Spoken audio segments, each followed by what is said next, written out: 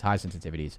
Most pro players and some of the best players in the world are playing anywhere from 5.5 to 7.7 and a 1 ADS multiplier, maybe a 0.9 in ADS multiplier. So I play 2020, but personally I do not recommend 2020.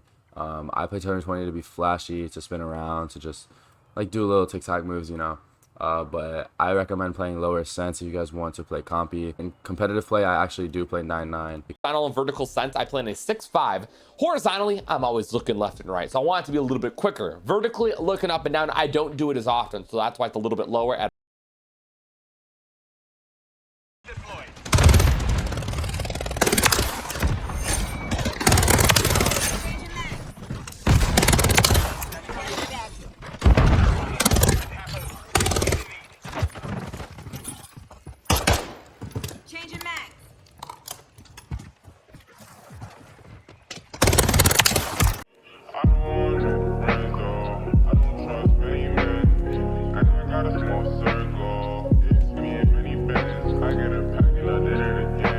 Alright guys, so all of these people that you see right here, they all play on different sensitivities.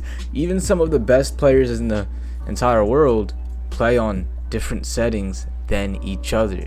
And even like what Crowder said, like 5 to 7, that's still a range of 3 sensitivities. Some people are playing 9, some people are playing lower. I play 2. And there's so many different sensitivities that you can play on, and you're probably just like, what the heck, you know, I want to try somebody else who plays 6.6, but then I want to play 5, but maybe you want to bump it up to 8. Like, you don't know which sense to play on, and that does rely on different factors, such as your input delay, such as the controller you use, because I play on different sensitivities depending on my controller. Maybe your console, you know, because when I play on PC, I'll probably put it a little bit lower than if I was playing on console. There's so many things that, you know, can affect your sensitivity and how you actually play your game. And then of course there's different play styles, right?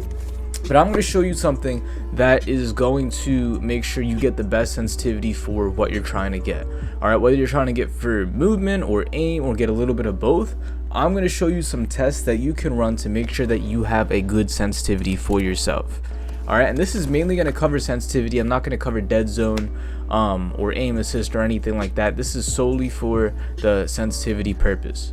Alright, so what I do, let's just say I have brand new controller, or let's just say I'm on somebody else's setup. I'm on someone else's setup. I don't know the correct settings they have, or their monitor, their controller and everything, and I want to make sure I have the best sensitivity for myself.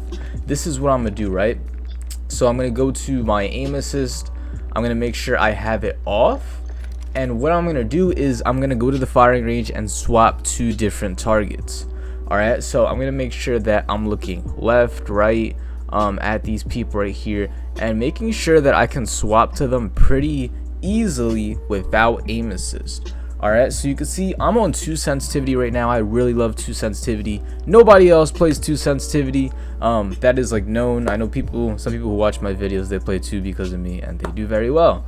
But for me, playing 2 sensitivity, look, it allows me to swap 2 targets left and right very fast without the aim assist, right? So you can imagine if I put aim assist on this, I'm gonna have insane aim because I can already control it extremely well off that. And some people, they say that this is too slow. Alright, and that's totally fine. You might have different controller, different monitor, different everything than I do. But you should still be at the exact range that is going to help you out. Alright, so make sure that you're able to swap to different targets with your hip fire like this, and then you can move it up little by little to make sure that you're still hitting those targets consistently without you being too off. So 3-3, I'm still hitting them. Pretty good. Alright, let's just say I want to make it more wide. So let's just say I'm going to aim right here, and then I'm going to aim at this gun right here, right? So I go like this, do some tests like that, make sure that I'm aiming at them at a pretty decent speed. So for the most part, I'm getting in the general direction. I'm not hitting it like on target, but I'm still in the general direction. Alright, and that is where you want to be, and you want to hit that consistently. So I'm doing this over and over and over. I'm still hitting like the general direction, hitting these targets over and over and over. I'm still hitting the general direction. All right, and if I'm bumping it up to, let's just say 6.6, right? This is how it would look for 6.6. So I'm looking at this here, you can see like my aim is like really off. Like I'm aiming all the way to the wall over here. I'm aiming at this wall. I'm not really aiming at the targets as good as I was on 2-2. Or if I do this test, right? I can still aim somewhat accurate. So like for wider ranges, it's good. But for closer ranges or like targets like this, I can't really hit them really well. Alright, and there's some people who say, oh, but you should train to be able to do that. You should train to be able to hit that way.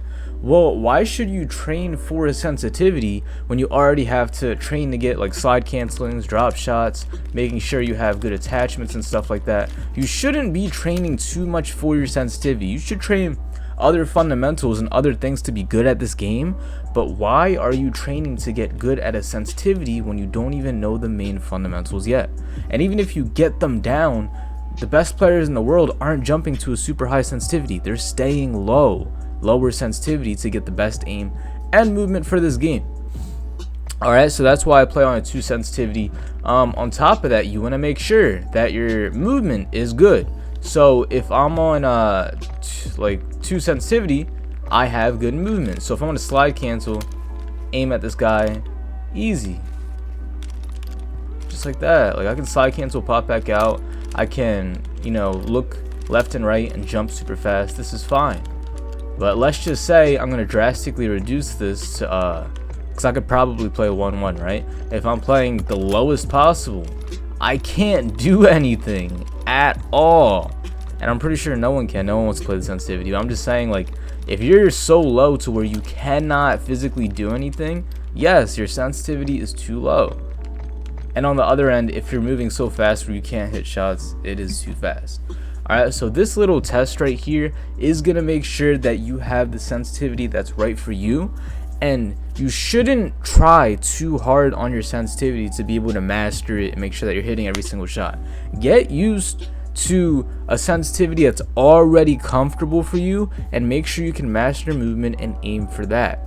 And if you want to practice using different sensitivities to try it out, sure, you can do that and see what's best for you. But don't ever try to train to a sensitivity that's super high thinking that it will make you better, because that is, for the most part, will not make you a better player because of the margin of error that exists when you play a higher sensitivity. And on top of that, just because somebody else uses certain settings doesn't mean it's going to work for you. I probably can't play 7-7 and 8-8 like some of these pro players are playing, but I can play 2-2, I can play 3-3, I can jump on 4. I just can't play that high. Maybe for you, maybe you can't play 5-5. Maybe some pro players are playing 5-5, they're going crazy, but it's just too slow for you. You need to play like 6-6. That's totally fine. Everybody has different setups, controllers, and everything, but this test should make sure that you have a good sensitivity that's going to get you a lot more kills and great movement in this game. Also, I am live every single day on Kick. This is pretty much where I get my gameplay for my videos, so if you want to see me live and just chat with me right there, then you can search up 5seal on kick.com/5seal. And you can join the community Discord for any of my coaching services if you guys want to get coached in Warzone, or if you just want to chat with the community and have any updates that I'm currently doing as far as when I go live and other things like that. So yeah, get connected with the community Discord. My Modern Warfare 3 guide is fully out now. It's about 113 pages, and I am going to be adding more in the future when I come up with more concepts. And somebody else also asked about a guide for smaller Call of Duty creators who want to get more subscribers and get in the community with that. I have another guide for that if you're interested in that. All right.